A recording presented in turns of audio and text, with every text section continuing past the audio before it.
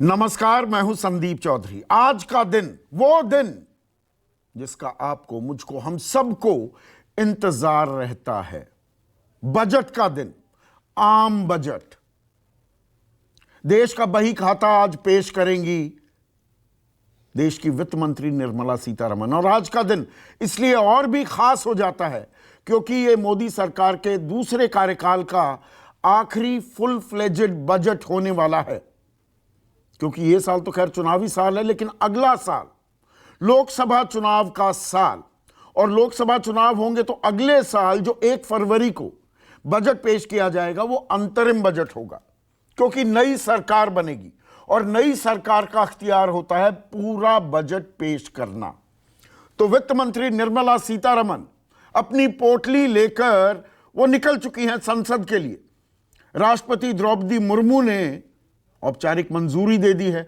कुछ देर बाद कैबिनेट की भी मंजूरी ली जाएगी और उसके बाद संसद पहुंचेंगी, जहां पर निर्मला सीतारमण अपना बजट पेश करने वाली है। हम 5वीं सबसे बड़ी अर्थव्यवस्था बन चुके हैं। विकास दर के मामले में हम दुनिया में सबसे आगे चल रहे हैं। पर ये 2 साल 3 साल जो बीते हैं पिछले, ये आफत आपात संक्रमण काल था, कोरोना काल था, और इसकी मार पूरी दुनिया पर पड़ी और भारत पर भी पड़ी। अब उससे हम उबर रहे हैं, लेकिन उबरने के साथ साथ अभी कुछ चुनौतियां भी हैं। मजबूती है अर्थव्यवस्था में, लेकिन चुनौतियां भी हैं। उनमें महंगाई एक बड़ी दिक्कत का सबब है, आम आदमी के लिए, आपके लिए, मेरे लिए, हम सब के लिए। और महंगाई को रोकने के लिए ब्याज दरें लगातार बढ़ाई हैं आरबीआई ने।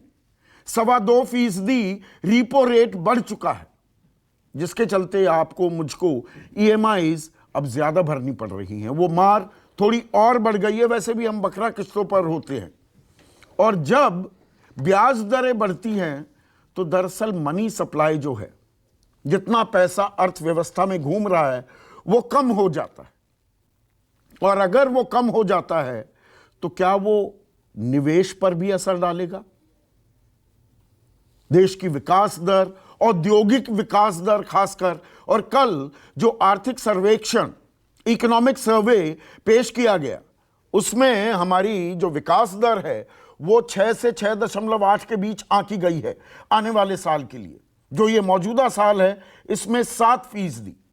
दुनिया में बहुत आगे हैं हम इस बात को लेकर, लेकिन 8.7% से 7 से 6 से 6.8 के बीच ये जो गिर भी रही है, ये अपने आप में एक चुनौती है सरकार के सामने।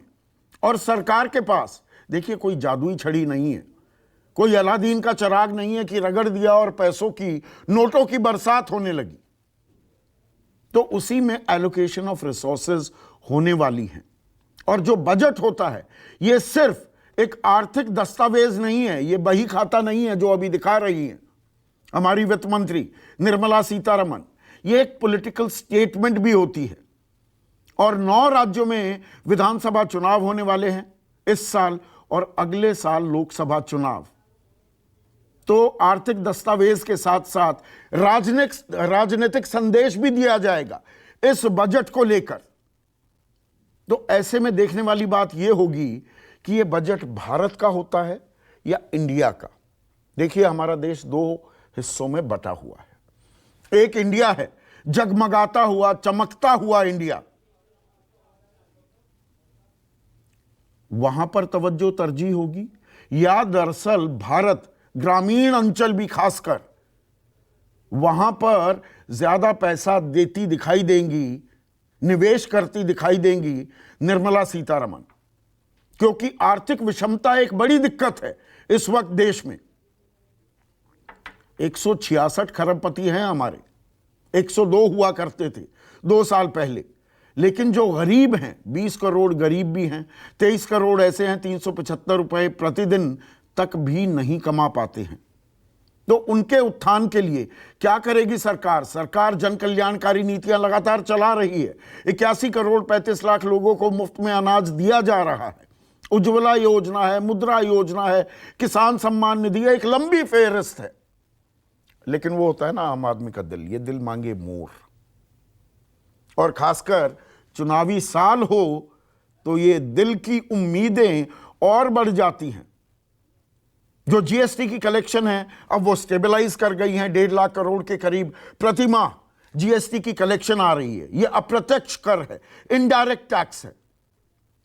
और डायरेक्ट टैक्सेशन जो है, इनकम टैक्स, वैसे बहुत कम लोग देते हैं, उसका जो नेट है, दायरा जो है, उसे और ब्रॉडन करने की और बढ़ाने की सख्त जरूरत है देश में। लेकिन जो देते हैं, क्या उनको कुछ राहत मिलेगी? एक बड़ा हासिल इसी बात को लेकर टकटकी लगाए रखता है आम आदमी कि भाई मेरी जेब में कुछ पैसे आएंगे क्या, क्योंकि आमदनी नहीं बढ़ रही है आम आदमी की।